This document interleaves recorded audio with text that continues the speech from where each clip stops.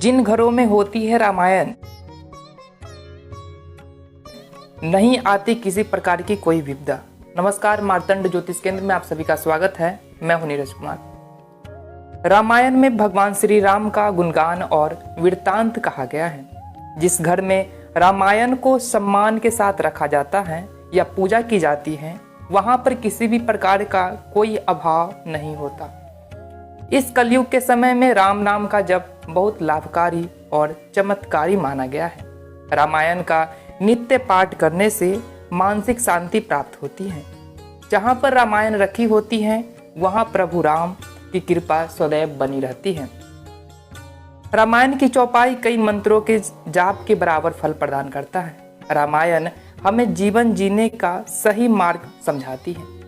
आइए जानते हैं इस लाइव के माध्यम से कि रामायण पढ़ने के और घर में रखने के क्या फायदे हैं। जिन लोगों के घर में रामायण होती है वहाँ पर कभी अन्न की कमी नहीं होती। अगर आपके घर में रामायण रखी है तो आपको प्रतिदिन संध्या के समय शुद्ध देसी घी का दीपक जलाना चाहिए। इससे घर में अन्न की कमी कभी नहीं होती। रामायण के समक्ष रोजाना गाय के शुद्ध घी का दीपक जलाने से घर के सदस्यों को किसी भी प्रकार का रोग नहीं होता है। जहाँ पर रामायण होती है वहाँ हमेशा सुख शांति का वातावरण बना रहता है। रामायण रखने से अगर हम बात करें तो रामायण रखने से घर के झगड़े कलेश समाप्त हो जाते हैं। परिवार में खुशियों का माहौल रहता है। किसी भी प्रकार की विपत्ति आने का आशंका नहीं रहता। जो लोग प्रतिमा पूर्णिमा के दिन रामायण का पाठ करते हैं उनके घर में अकाल मृत्यु का भय नहीं रहता। रामायण का पाठ करने से माता सीता और राम जी दोनों की कृपा आप पर बनी रहती है। जिस घरों में प्रतिदिन रामायण का पाठ किया जाता है वहां पर किसी भी प्रकार की कोई दरिद्रता नहीं रहती। भगवान राम विष्णु जी का स्वरूप ही है, जो वही माता सीता माँ लक्ष्मी का। इसीलिए रामायण पढ़ने से किसी भी प्रकार से कोई धन की कमी या सुख सुविधा में कमी नहीं होती।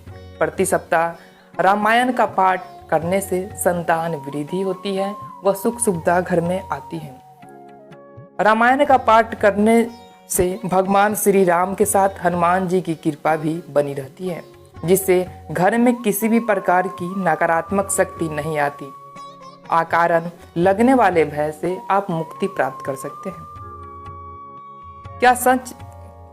ये बात क्या सच है कि जहाँ भी रामायण का पाठ होता है वहाँ हनुमान जी अदृश्य रूप में उपस्थित रहते हैं। हम लोगों ने ये सुने हैं कि जहाँ भी रामायण का पाठ होता है वहाँ हनुमान जी अदृश्य रूप में उपस्थित होते हैं। आज हम इस लाइव के माध्यम से जान लेते हैं कि यह कितना सत्य है या असत्य है। ऐसा कहा जाता है कि जहाँ भी रामायण का पाठ हो रहा होता है वहाँ पर हनुमान जी अदृश्य रूप में उपस्थित हो जाते हैं। प्राचीन काल से ही यह धारणा चली आ रही है। मान लीजिए कि इस वक्त एक ही समय में कई जगह रामायण पाठ हो रहा है, तो क्या हनुमान जी सभी जगह एक साथ उपस्थित हो सकते हैं?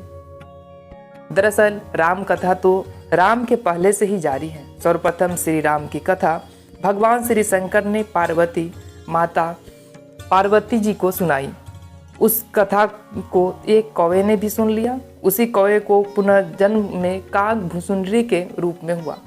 काकभूषुंडी को पूर्ण जन्म में भगवान शंकर के मुख से सुनी कथा राम कथा पूरी तरह याद थी। उन्होंने यह कथा अपने शिष्यों को सुनाई। गरुड़ भगवान को शंका हुई तो उन्होंने भी काकभूषुंडी से यह कथा सुनी। आधुनिक दुनिया में हनुमान चालीसा का क्या महत्व है, इसके बारे में भी इस लाइव के माध्यम से जान लेते हैं। फिर यह कथा विभीषण ने सुनाई और फिर हनुमान जी ने यह कथा एक पाषाण पर लिखी। बाद में वाल्मीकि जी ने यह कथा लिखी। फिर यह कथा कई ऋषि मुनियों और आचार्यों ने लिखी। इस तरह इस कथा का प्रचार प्रसार हर क्षेत्र और हर भाषा में होता रहा। प्रारंभ में यह प्रचलित है कि जहाँ भी भक्त भाव से राम कथा का आयोजन होता है हनुमान जी वहाँ अदृश्य रूप में उपस्थित हो जाते हैं। उनके लिए समय और स्थान किसी भी प्रकार से बाधा नहीं बनता। वह एक ही समय में कई स्थानों पर राम कथा सुनने में सक्षम रहते हैं, क्योंकि उन्होंने समय और स्थान का अतिक्रमण कर रखा है। काशी में तुलसीदास जी राम कथा कहने लगे। वहां उन्हें एक दिन एक प्रेत मिला जिसने उन्होंने हनुमान जी का पता बताया। प्रेत ने कहा कि जहाँ भी भक्ति भाव से राम कथा का आयोजन होता है, हनुमान जी किसी न किसी रूप में वहाँ उपस्थित हो जाते हैं। तुलसीदास जी ने पूछा, ऐसा कौन सा स्थान है और कैसे उन्हें पहचानूंगा? तब प्रेत ने उन्हें वह स्थान और पहचान बता दिया। वहाँ उन्होंने एक वृद्ध के रूप में बैठे हनुमान जी को देखा और उनके पैरों में गिर पड़े। हनुमान जी ने मिलकर तुलसीदास जी ने उनसे श्री रघुनाथ जी का दर्शन कराने का प्रार्थना किया। हनुमान जी ने कहा, तुम्हें चित्रकूट में रघुनाथ जी के दर्शन होंगे। तुलसीदास ने चित्रकूट में राम जी के दर्शन किए।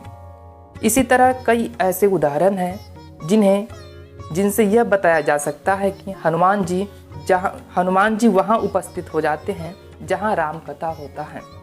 भक्ति भाव और पवित्र के साथ अखंड रामायण का पाठ का आयोजन होता है, वहाँ हनुमान जी हमेशा अदृश्य रूप में उपस्थित रहते हैं। प्राचीन काल से ही ऐसे कई लोग हुए हैं और आज भी कई ऐसे लोग हैं जो अनुभव करते हैं। यह आया है कि रामायण पाठ के स्थल जहाँ भी पाठ होता है रामायण का, वहाँ हनुमान जी उपस्थित रहते हैं। उल्लेखनीय है कि इसी धारणा के चलते जब भी रामायण का पाठ होता है तो सबसे पहले हनुमान जी के लिए आसन लगाया जाता है और फिर उन्हें वहाँ बैठने के लिए आमंत्रित किया जाता है। तो दोस्तों, इस लाइव में हमने रामायण से जुड़ी कई रोचक और हनुमान जी से जुड़ी कोई रोचक बातें बताई। उम्मीद है ये लाइव आप सभी को पसंद आया होगा। फिर मिलते एक नई जानकारी के साथ, तब तक के लिए दीजिए हमें इजाज़त।